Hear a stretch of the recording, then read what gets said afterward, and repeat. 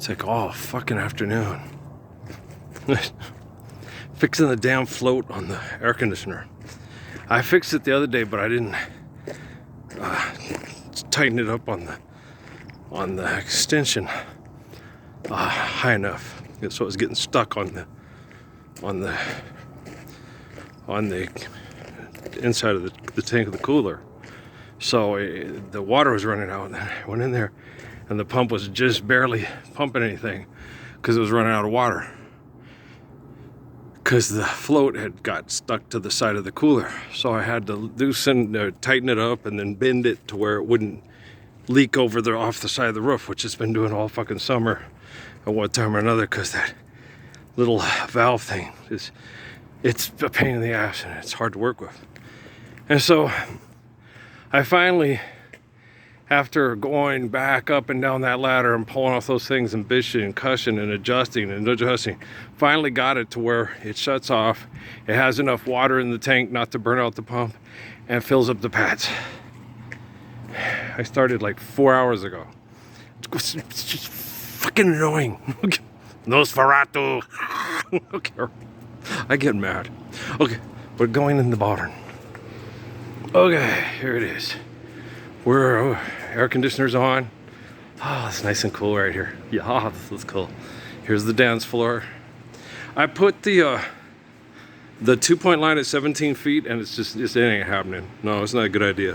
I'm gonna have to put it about 15 feet. I'm gonna bring it in about 15.6, because you hit the rafters. You have to shoot flat in this barn, but it'll be a fun 3-on-3 barn. But you hit the rafters, and you can play in here any time of the year. It's way more fun to shoot outside. I got the ball and took it outside and started shooting. It's like, oh, I can shoot again. Because you can Freddie Brown out here. You can draw rain. Okay. You can shoot from 20 feet away and shoot the ball, and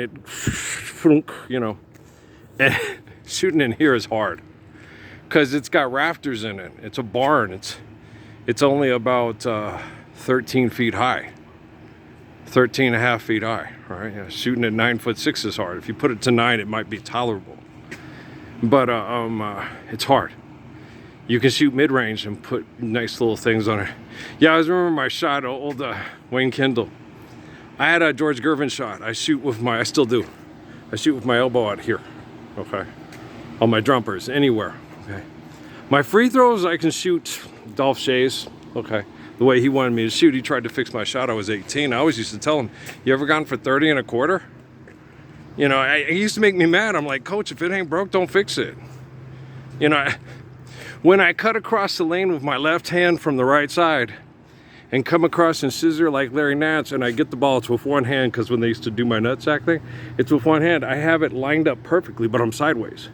But I have my elbow, and I'm like 10 feet from the basket and jumping between 6'9" guys with 7-foot wingspans, and I'm moving the ball, and then I just put it right in the basket. It was gorgeous. Oh, it was beautiful to watch play basketball. I was probably one of the fastest humans that ever lived. And when my adrenaline went off, I could jump higher than anybody. Okay? And I told you that time I was 15 when Coach Isley, and my head was probably up. Coach Rasper set up near the net. Coach Iceland says, no, your head was closer. You were like probably above the rim with your head somewhere in the square.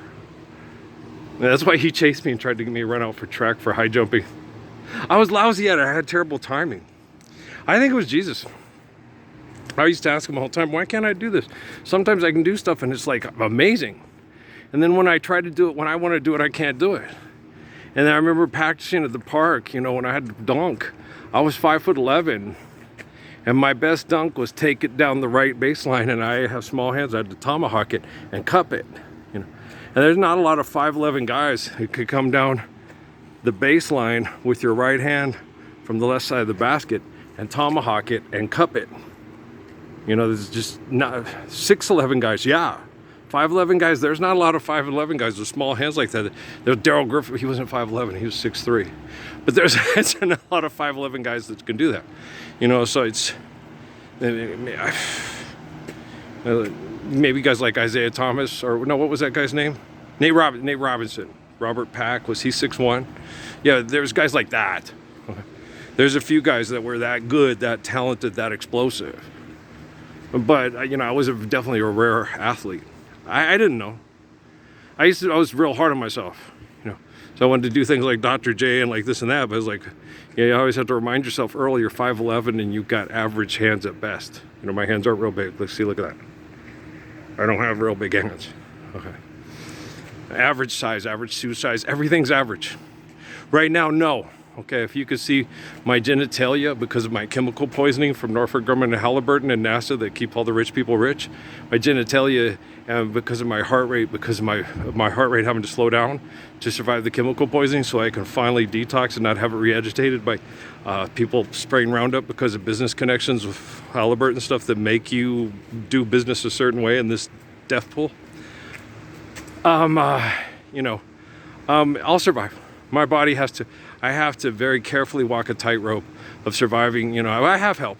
You know, I have DT Suzuki and Sun Yat-sen, and they walk me through. Okay, he doesn't do. No, Sun Yat-sen was mad. Okay, he wasn't ready to talk to me yet because they're not in any right place to do things right. So if people want you to talk to me, it should be after people like you and me are not being murdered by their business partners. Because why do they even come in the room and disrespect a gracious person with their ungrateful graciousness? You know, the people that had me talk to him when I worked at Fiesta Foods, he goes, that's like people walking in the room with Mao Zedong and Chiang Kai-shek and saying, you better do business with us or you're going to end up paying, mister. You better get right and do what we're doing. You know, like Joey Bishop's wife, you know, internal bleeding. And that's what they have. I know they're crazy. And I know it affects them, and I know they got bad brain activity. I know it comes from brain injuries from excessive, compulsive, tribal, secular, insular, violent sexual behaviors. Okay, like watching that Blake Lively and what's that guy's name? Ah, shit, the fuck from the. I gotta go buy a gosh damn. It's your mouth. It's the Roundup right here. See this stuff right here? It puts chemicals in the air, and your mouth dries up. Okay, that's why I have the white. Okay, and when I wake up in the morning and talk, you say, oh, that's all he's dehydrated. It's from the chemicals. It's from poison. Trying to breathe with poison in the air, and the plants are trying to kill the creatures that are doing this. And it does not discriminate.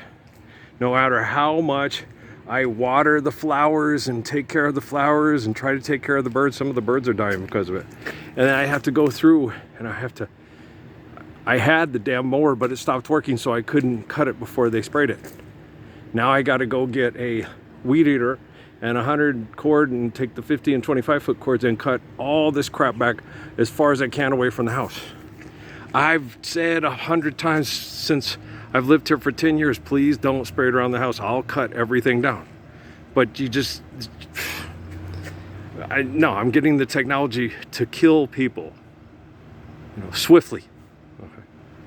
You know, all the people that are playing games with humans' minds to continue what they call voluntary genocidal operations, I am getting the technology to reflect me as opposed to Jeffrey Hinton and his father, and swiftly, okay, kill the people that would take a monkey and a rat in a lab, addict them to drugs, cause tumors in their brains, and then study the brains and then say this is how we're going to fix your brain or give you chemicals to make you adjust not to have brain tumors.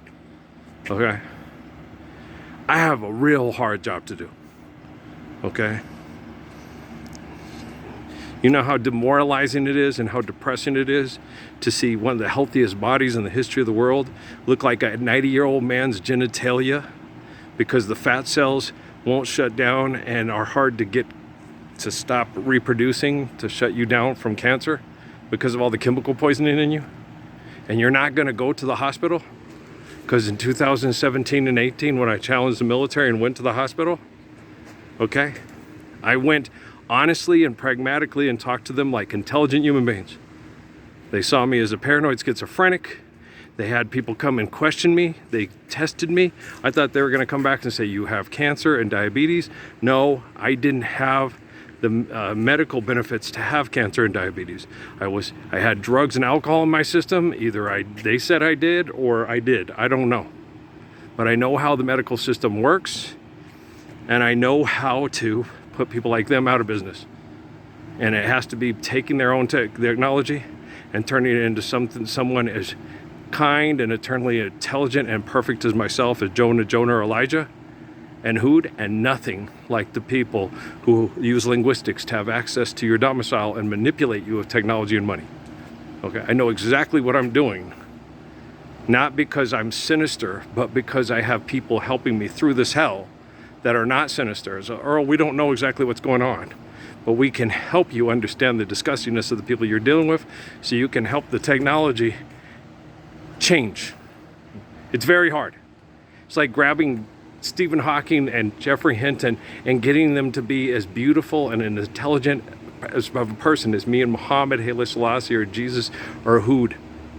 It's very difficult. It's like taking the assholes in Hezbollah, Hamas, and the assholes in Tel Aviv and saying, wow, these guys are just like Abraham and David. Abraham and David would not kill people over money, and you linguistics and technology to keep killing people over money. Okay, Israel is 1.5 miles north of San Ysidro, New Mexico. Israel is Jesus. Israel is David. Israel is Moses. Okay? Jericho was in Israel, and those people were barbarians. Sound familiar? Okay. I love you.